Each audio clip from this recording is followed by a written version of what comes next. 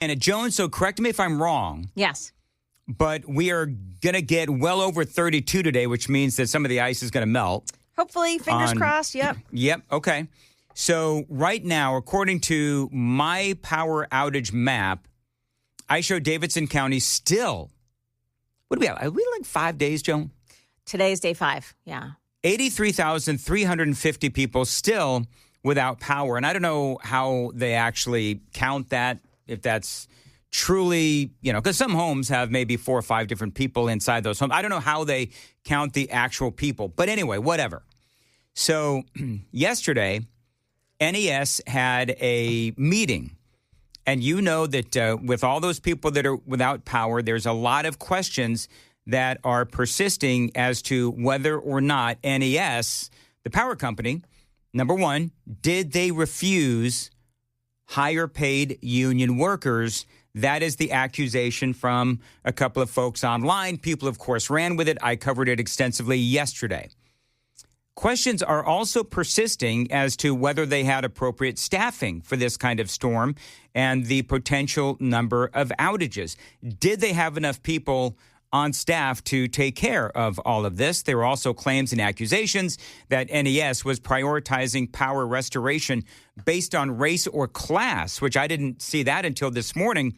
The outages were across all types of neighborhoods. This is what they said.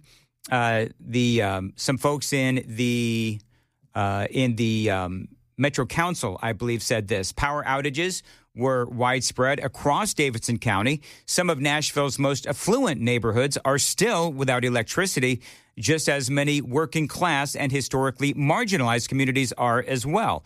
The outages reflect the scale and severity of the storm, not discriminatory decision-making. They say they urge residents who are cold and frustrated to know they are not alone and have not been forgotten. Now, yesterday, I asked both senators, Marsha Blackburn and Bill Hagerty, if they had power. Both of our senators are without power. So the Nashville Electric Service, or NES, had their board meeting yesterday, and some of these things were indeed addressed. This was long, so I only have audio for this just for time's sake, but let me just run through a couple of things that they said. Now, first of all, they've had a lot of glitches with this meeting. This was like here's my point. This was on YouTube. This is the power company, and they had glitches in their video. It was crazy. Listen to this. Check this out. So one big question about all of this is, have the folks at NES been turning down help from union members or from other states and such? Listen to what happens.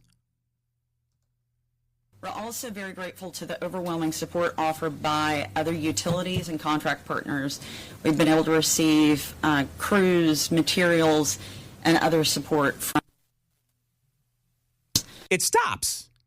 It stops right when she's going to get to, the question that everybody wanted to be answered. The video just drops out. Crews, materials, and other support from. This was an ice storm. Isn't that great? Of historic proportion. We know that it was an ice storm of historic proportion. So the audio dies right where she was saying where they were getting help from. That voice, by the way, is one Teresa Broyles-Applin. She is the CEO for NES, and she did. She talked about how bad the storm was, the amount of ice, the amount of trees down, and the winds that followed the storm made it really hard for crews to get to the power poles. Also, the roads, of course, were a mess as well, and many still are. All perfectly understandable. But then she got into the part about contract workers, the ones that they are accused of not bringing on board. Listen to this. This event, more contract crews have been integrated into the restoration efforts than ever before at NES. When we bring on contract crews, we can't just set them loose on our system and tell them to fix things. With the various voltages and complex structures on our system, we have to partner and pair them with technical resources on the NES side to ensure they understand our system structure, that they can get proper clearances, and that they know how to work safely on our system. So the word complex and complexity was used many times throughout this meeting. And so part of me wants to ask if they're using the term complex or complexity when they should actually be utilizing the term archaic. In other words, I don't know. There have been some, we talked about this yesterday, there have been some that have said that our grid is just not where it needs to be. So when they say complex, does it actually means that this is just a grid and a grid system that is really old? But it does sound like part of what is going on is that they need these engineers to work with these crews to make sure that everything is done correctly. TVA is apparently helping them. To allow us to be able to take on even more contract crews, TVA is partnering with us to provide engineers for our assessment teams so that we can free up additional people to oversee these contract crews. So we are appreciative of their stepping up in that fashion to assist. So you got crews that apparently are either coming into Nashville from other places. We've also got, of course, the existing crews. But what it sounds like is that they need engineers to sort of lead the way. And I sort of understand that. I don't know anything about this world. But if you've got a crew that is coming from, I don't know, North Carolina, and you need engineers to be able to tell them what the grid is, how the grid works here in Nashville. I don't know if all grids are the same. I don't really understand that part of it. I'm sure that there's a lot of folks out there that understand this world that can explain that to me.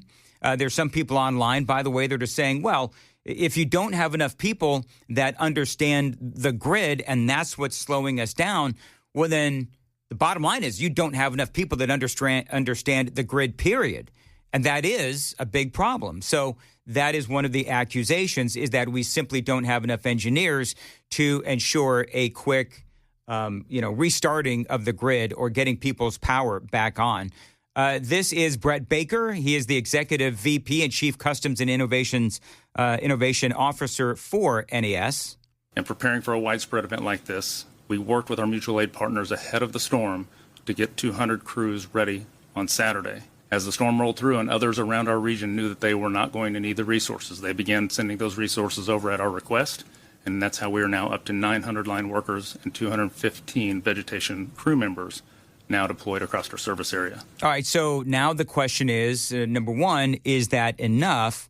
And also, my question is still going to be, number one, is that enough? But also keeping in mind the challenges that they have faced. I am playing audio from the board meeting of NES yesterday as they are on the defensive because we still have some 83,000 people that are without power in Nashville. And a lot of people are asking questions as to why in the world do we still, 5 days after a storm that we knew was coming, why are there still so many people without power? Now, again, we know the challenges. Icy roads in a lot of these rural areas, trees all over the place. But here's the question. Does more linemen mean a faster recovery? And if so, we're just listening to Brett Baker, who says that we have 900 linemen. Should that number be a lot higher if more linemen would mean a faster recovery? Over the first 62 hours of the storm, we have increased our line workers by more than 430%. We're now up to 900 of our line workers, plus an additional 215 vegetation management team members and growing. We will not stop until we have all of the resources here safely working. All right. So he did say that the restoration does continue and it is increasing. But if they're still bringing in, here's my question, and I don't mean to be a Danny Downer. I'm not looking for things to complain about, but we're 5 days out. And Joan, tell me if I'm being unreasonable, but if we're 5 days out and they're still accumulating resources, yeah, shouldn't we already have those resources? You would think. Okay, so I want to make sure that I'm not being, because I don't want to attack people that are down, but these are just the questions as I was listening to this NES board meeting. These are the questions that, popped into my head when Brett Baker said, we're not going to stop until we have all the resources. Yeah. Well, we're 5 days out, man. I mean, a lot of the other places are already up and running again, and we still have 83,000 people that are without power. And so Brett Baker was asked, It seems like this process is taking some time, very slowly. Actually, a lot of questions are being asked, but I want you to listen to this very closely. The number of customers being restored, it's going to take a while. And if we can, I know you're doing a lot, but could you please just share a little more detail of where are we expanding past 7 states? Are there skill sets that we're talking to other agencies, additional conversations that are happening? Because every minute is critical. So as far as removing red tape, that has been done for us through different declarations within our own organization. Getting contracts signed and getting qualified crews here has been part of our process. We're onboarding more new contractors today than we have done before. And so as we get those numbers, we will continue to ramp. Those are making their way over, and they are within a close proximity. So we are not having to go far. Our mutual 5 days. 5 days, and they're still processing contractors. Yeah. They had plenty of warning. Like, we knew this storm was coming. Goodness gracious, Joan, we knew this storm was coming for days. It was a week before. So Stefano was talking about it on the Friday before it hit. And I'm talking, the storm hit on Saturday. The previous week before, on Friday, he started talking about it. When Monday came, he was just still talking about it, and I made the decision not to talk about the storm until it was like Wednesday, because so many times we'll get up to a storm and it fizzles, it goes this, the models show it going somewhere else. So I decided not to talk about it until Wednesday. But Stefano's been talking about it for a week at that point. NES and every other electric company had plenty of time to prepare. Here's more. than we have done before. And so as we get those numbers, we will continue to ramp. Those are making their way over, and they are within a close proximity. So we are not having to go far. Our mutual aid partners are reaching out, and other utilities that are close by. So we are doing what it takes to ramp up and to safely scale. As we do that safe scaling, we want to make sure that anybody that comes here is also working in a way that is effective and safe, but we are doing that at a quick rate. So I don't, again, mean to kick people when they're down, but I think the ability to say that we're bringing people in at a quick rate after 5 days, that's not a quick rate. It seems to me like if they're doing something at a quick rate right now, well, you're just trying to play catch up. Because it seems to me like we should have had a lot of these people here before and now. I will also say that I understand that some of these states may not have been willing to, give up some of their power employees. That is perhaps part of the equation as well. Remember the accusation of not bringing in union workers? That was a big conversation from yesterday because of the cost. That was not particularly or specifically discussed in the meeting yesterday, but it was intimated. There's been no consideration to financial constraints. We, in most cases, with this being declared a federal disaster, we would receive partial reimbursement through FEMA also. And I had a meeting with FEMA the other day to just discuss what resources are available to help us with storm restoration. And there was no discussion about potential reimbursement, but that's not really a concern at this point. We just want to get power back on. So, yeah, we're holding back nothing. Wherever we have to get materials, crews, the cost is not a concern. So they also spoke, it was brought up a couple of times, that they need their engineers to work with the contract crews to supervise all that is done safely. And they once again keep bringing up the complexity of the Nashville grid. We have 900 people right now. We're scaling. You've mentioned challenges. I think if you could just help us understand why it's unique for us versus our other neighbors that have similar size, fewer outages and similar size sources. I know there's complexity. Could you just explain that a little more? Yeah, so the fact that we are in an urban area, our circuits do overlap significantly, and our distance to be able to work safely in a de-energized space requires a little bit more complexity. As we move through this, ensuring that everybody is safe is paramount. So as we look at the community and get these resources in, we want to make sure we have people paired up to be able to work safely. We spent some time overnight getting more of that system cleared so that people can work with fewer supervision from NES to be able to make progress quickly. So we have a person from NES with every crew that understands the complexity of our circuits. So every time we bring in a crew, we have to make sure those crews have someone that knows our system. That is correct. And that's not the case in other places.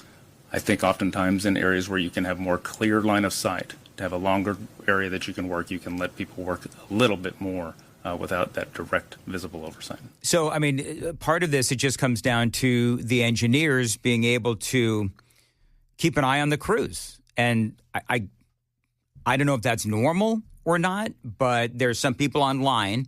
I don't know if they know more than I do, but I mean, they say that that is a redundancy problem, that maybe then we don't have enough engineers. There was somebody from one of the unions yesterday that said that NES does not need more engineers. What they need is more linemen.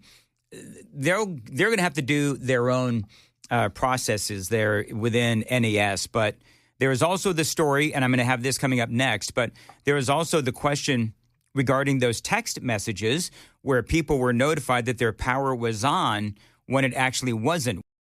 By the way, Colbert, coming up, I'm going to play some audio from Colbert, but I'm sure it's a gem. I'm sure it's a gem as well. He's got a lot to say about ICE agents, so all of that and a whole lot more straight ahead. Nashville's Morning News. So I was talking to, this is in the mind of a talk show host, right? Because people seem to like the behind the scenes inner workings of this program because they seem to think that there clearly is some sort of a strategy to what we do. Not really.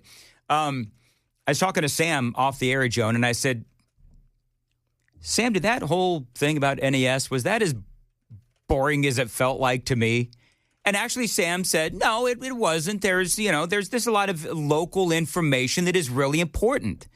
So it was brutal to listen to the whole thing and to cut, the 10 audio bites that I did from their big meeting. And the problem is, I sat through all of that, and I still don't know what they did regarding the union employees and whether or not they refused to hire union employees because of cost. They did say, if you're just joining us, you missed a humdinger of a segment.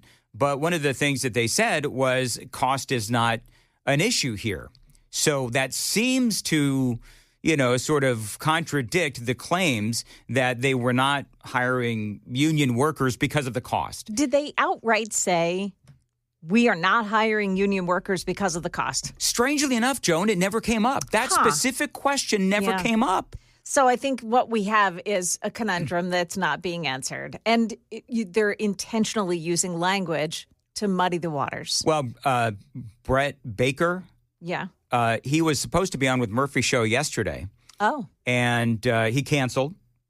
Don't know why he canceled.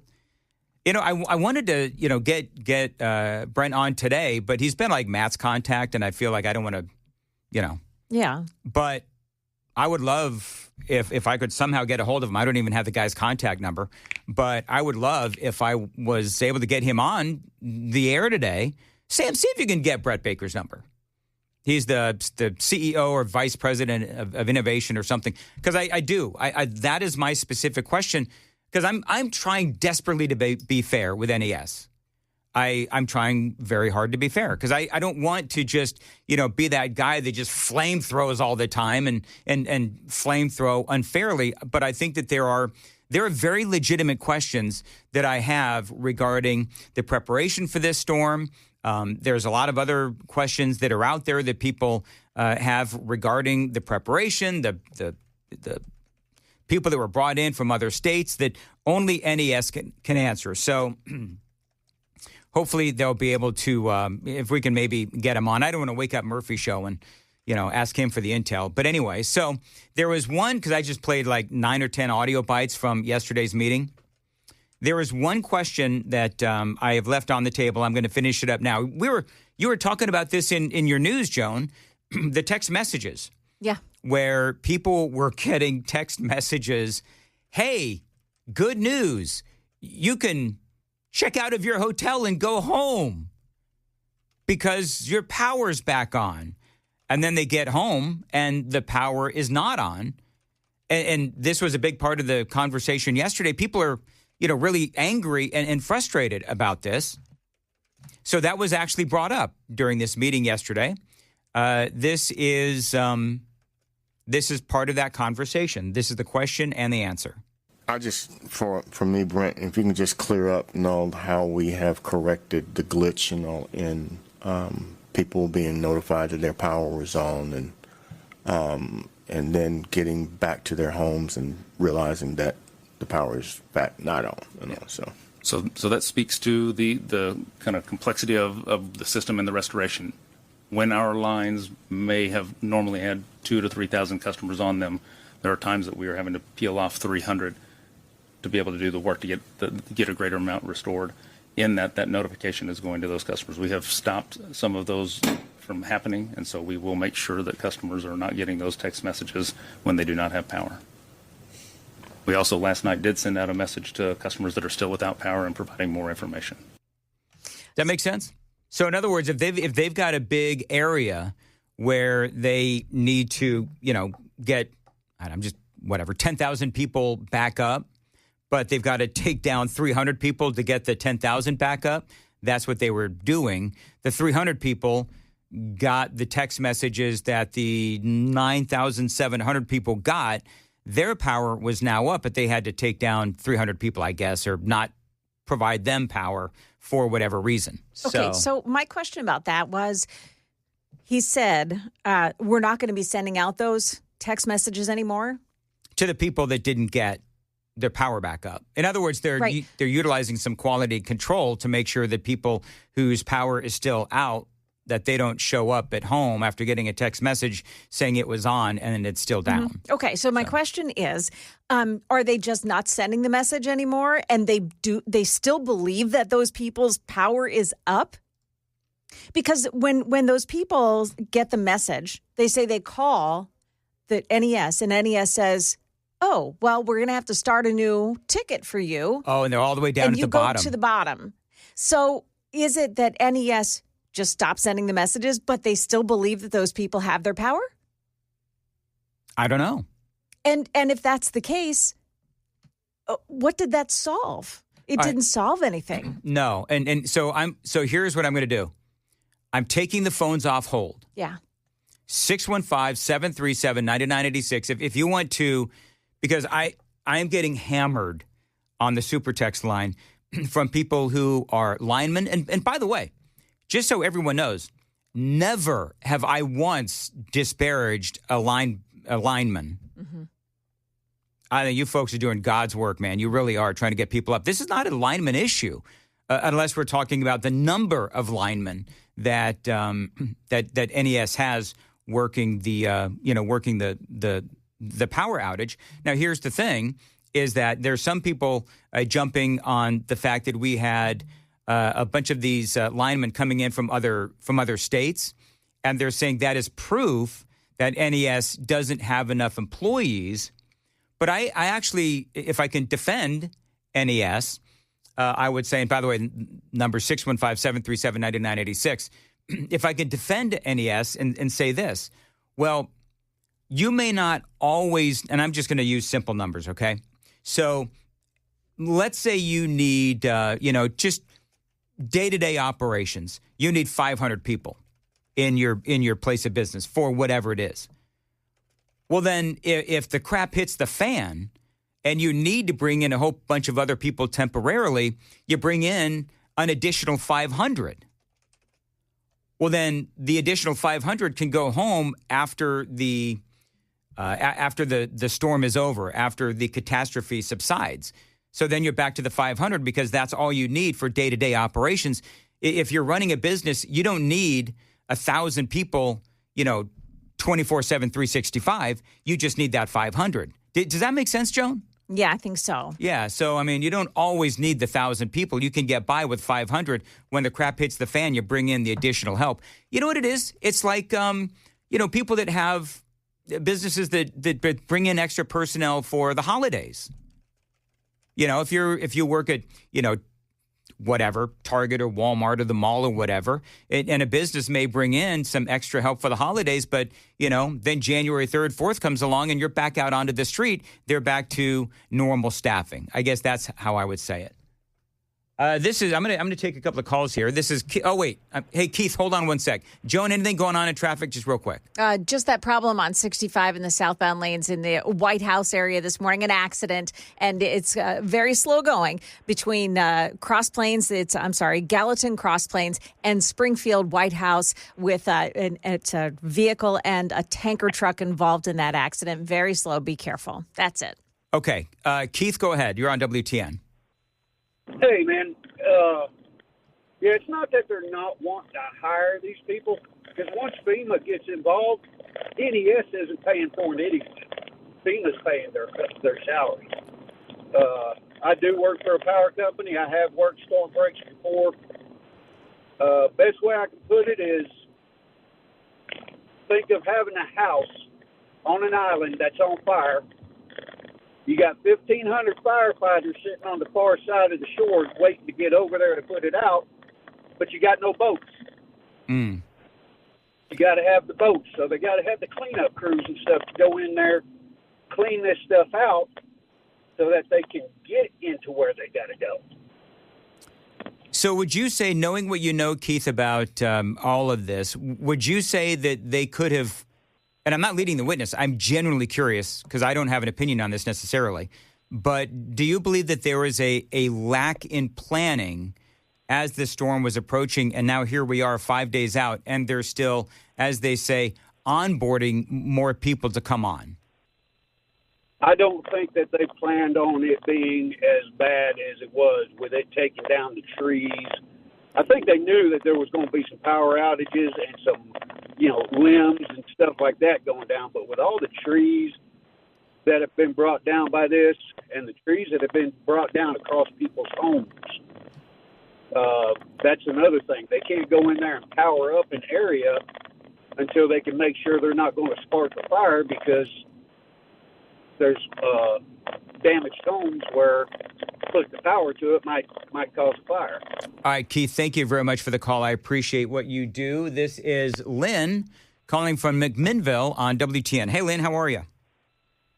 I'm doing well. How are you, Dan? I'm good. Go ahead. Thanks for calling in. So are you a lineman with NES?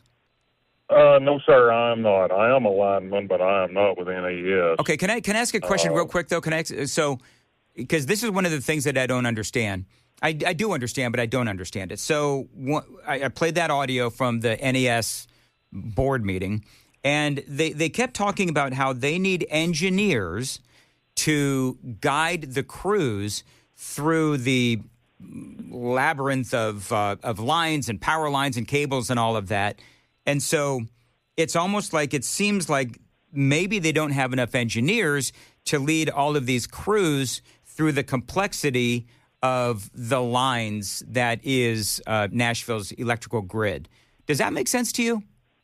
Well, it does, in a sense. The engineers are familiar with the system. As big as NES is, they carry several different voltages from very high all the way down to household voltage. And you have to have somebody who knows what is what. And when you bring these extra linemen in who are not familiar with the system, they need somebody just to kind of point them in the right direction. We are nowhere near as large as NES, as most people are not. We have basically two primary voltages where NES may have 7 or 8 different ones. The engineers are designing that system, and I will say that as much ice as that area received, it's hard to build a system that will stand up to that much extra weight. The weight just pulls on everything so hard, and that stuff can only withstand so much pressure. Yeah. The preparation, you prepare for the worst, hope for the best. It's just ice is just a tough situation. Let me ask you this, Lynn. Does it seem like, and I asked Keith the same question, does it seem like we're 5 days out? Does it seem, I don't know, like bizarre that 5 days later and we are still bringing in an onboarding lineman to get the power up for these 87,000 people in Nashville that are still without power? No, sure, not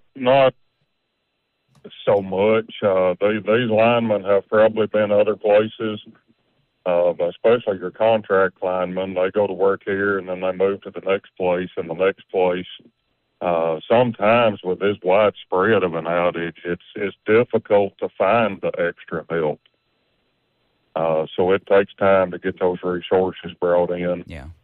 And do you think, Lynn? Do you think that NES is being treated unfairly here, or do you think they're not getting a fair shake?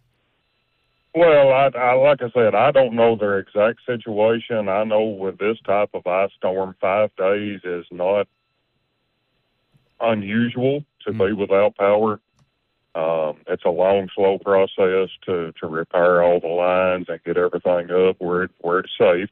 Yeah. As the caller said, you don't want to energize a line and then maybe it's laying on the ground and you got customers out there who are sawing trees or doing whatever, and you wind up and you would electrocute a bunch of people. So it's a long process to go through the steps to safely restore power.